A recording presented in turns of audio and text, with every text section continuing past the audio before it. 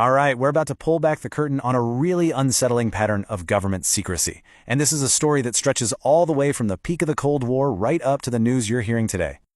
Now, I know that sounds pretty shocking, but it's the core idea we're going to dig into. In the crazy high-stakes world of global espionage, the evidence shows that sometimes American personnel have been treated less like people and more like, well, pawns in a much, much bigger game. You've definitely heard the name, right? It's this modern-day medical mystery that's been hitting American diplomats and spies all over the world. We're talking Cuba, China, even right here in Washington, D.C. The people affected report this terrifying list of symptoms: hearing bizarre sounds nobody else can, crippling headaches, and real, lasting brain damage.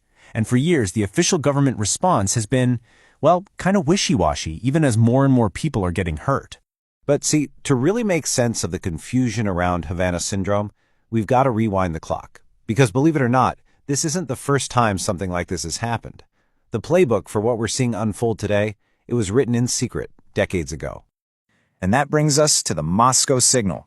It was this covert, decades-long incident that set a really chilling precedent for what some people are now calling guinea pig diplomacy.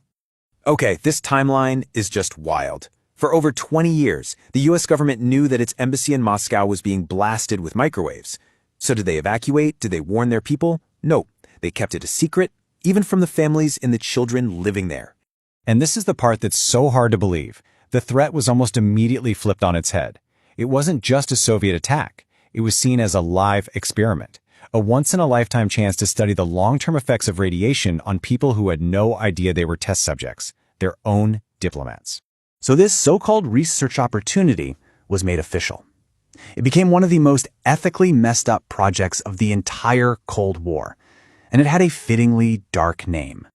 Let that sink in. The goal of Project Pandora wasn't protection, it was research.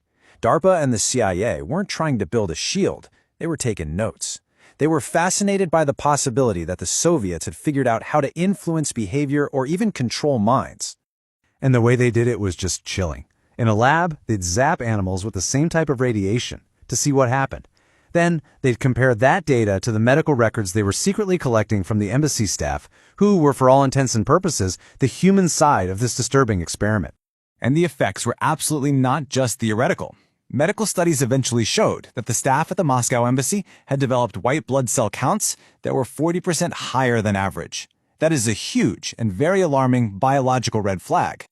But that 40% number? That was just the beginning. The diplomats and their families suffered from all sorts of illnesses, cancers, weird blood disorders, vision problems. The U.S. ambassador himself, Walter Stossel, got a rare blood disease and started bleeding from his eyes. He literally had to threaten to quit just to get the government to finally tell his staff what was going on.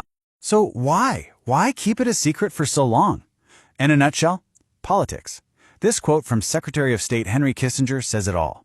The health of American citizens came second to maintaining a fragile political relationship with the Soviets. Admitting the attack could have destroyed détente, so the decision was made to just sit on the information while people got sick. And look, this wasn't just a one-time screw-up. The Moscow signal reveals a much deeper institutional way of thinking, a mindset where intelligence and strategic advantage are always the top priorities no matter what. This is really the key takeaway here. For intelligence agencies, when a new potential weapon shows up, the first instinct isn't always to defend against it.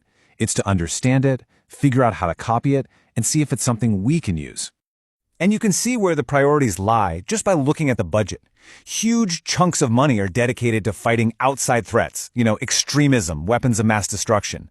And yeah, supporting personnel is in there, but it's pretty clear the main focus is always outward, on gaining that strategic edge. And that drive to turn new tech into a weapon, it is still very much alive today. DARPA, the very same agency that was behind Project Pandora, is still pouring money into advanced neuroscience. Officially, the goals might sound therapeutic, but the national security uses, like enhancing soldiers or influencing enemies, are always a big part of the picture. Okay, so let's bring it all back to Havana syndrome. When you look at what's happening now through the historical lens of the Moscow signal, the years of official confusion start to look less like incompetence and a lot more like a pattern we've seen before. The parallels here are just impossible to ignore. In Moscow, the tech was microwaves. Today, it's likely pulsed radio frequency energy. Back then, the goal was mind control research, Today, it's investigating neuroweapons.